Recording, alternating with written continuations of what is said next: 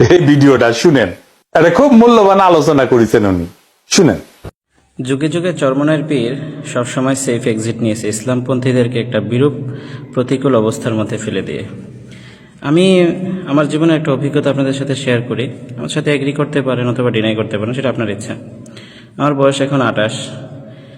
2013 সালের অবস্থাটা আমার মোটামুটি যতটুকু মনে পড়ে, অতটা হয়তো বুঝেছিলাম না, কিন্তু ওই সময়ে সব মতের, সব আলেমদের মধ্যে একটা অবস্থান তৈরি হয়েছিল নাস্তিকতার বিরুদ্ধে এবং আধিপত্যবাদ কিংবা অপশক্তির বিরুদ্ধে। সে সময় সবাই এক হলেও চরমনাইয়ের পীর শুরুতে একসাথে সবার সাথে থাকলেও পরবর্তীতে এরা সেফ এক্সিট নিয়ে চলে গেছে। 13 তারিখ হেফাজতের যে মহাসমাবেশ ছিল তার আগের দিন তারা কি করছে, আলাদা করে আরেকটা সমাবেশ করে সবার কাছ থেকে সেফ এক্সিট নিয়ে গেছে। বিপরীতে হেফাজত এবং নিরীহ সর্বস্তরের সাধারণ আলেম সমাজ, ধর্মপ্রাণ মানুষ, তাদের উপর আওয়ামী লীগের সীমাহীন দুর্ভোগ, জুলুম, নির্যাতন নেমে এসেছিল, কিন্তু তারা সেফ এক্সিট অর্থাৎ নিরাপদ আশ্রয় প্রশ্রয়ে তারা ছিল, কিছুই হয় নাই তাদের। দীর্ঘ পরম্পরার পরে 2021 সালে যখন মোদি বিরোধী আন্দোলন হলো, ভাস্কর্য বিরোধী আন্দোলন হলো, তখন এই চরমনাইয়ের পীরই কিন্তু সর্বপ্রথম বলেছিল যে শেখ মুজিবের ভাস্কর্য ভেঙে চুরে সেটাকে বুড়িগঙ্গায় ফেলে দেবে। এটা নিয়ে কিন্তু আওয়ামী লীগ সরকার নড়ে চড়ে বসে এবং একটা নির্যাতনের খড়গ শুরু করে দেয়, জুলুমের খড়গ শুরু করে দেয়। সে সময় তারা এটা আজ করতে পেরে সেফ এক্সিট নিয়ে নিল। তারা চুপ হয়ে গেল, চুপসে গেল, মাঠ থেকে চলে গেল, সমস্ত কর্মসূচি গুটিয়ে ওই যে বুঝেন নাই, ওই কীর্তনখোলা নদীর পার গিয়ে বসে পড়ছে।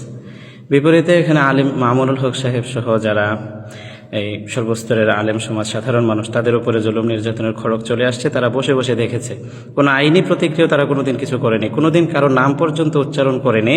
তাদের মুক্তির বন্দোবস্তের জন্য কোনো রকমের কোনো কর্মসূচি বা কিছুতেই তারা ছিল না, নিরাপদেই ছিল।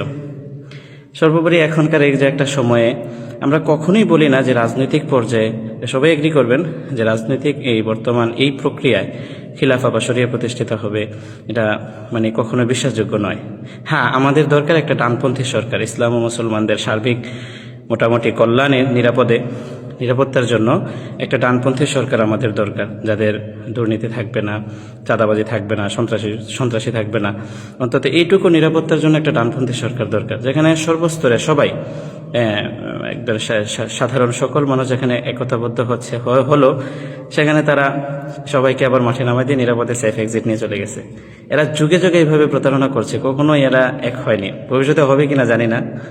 আমার ব্যক্তিগত একটা অভিমত পেশ করলাম আর কি, আপনার ভালো লাগতে পারে, না লাগতে পারে। তা আমি বলবো বর্তমান সময়ে যে একটা সুযোগ, একটা অপরচুনিটি আসছে একটা ডানপন্থী সরকার প্রতিষ্ঠা করার জন্য, সেখানে চরমনাইয়ের পীর সাধারণ মানুষদের ভোটগুলো নষ্ট করার জন্য, একটা পরিস্থিতিকে একটা ঘোলাটে করার জন্যই এরা মূলত যে এই কাজটা করেছে।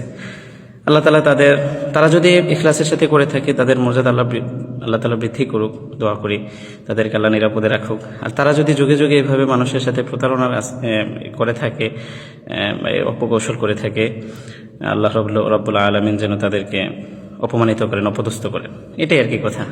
যাই হোক, আমাদের একটা ডানপন্থী সরকার দরকার, সেজন্য যার যার অবস্থান বা সাধ্য অনুযায়ী চেষ্টা করা দরকার। আল্লাহ তৌফিক দান করুক।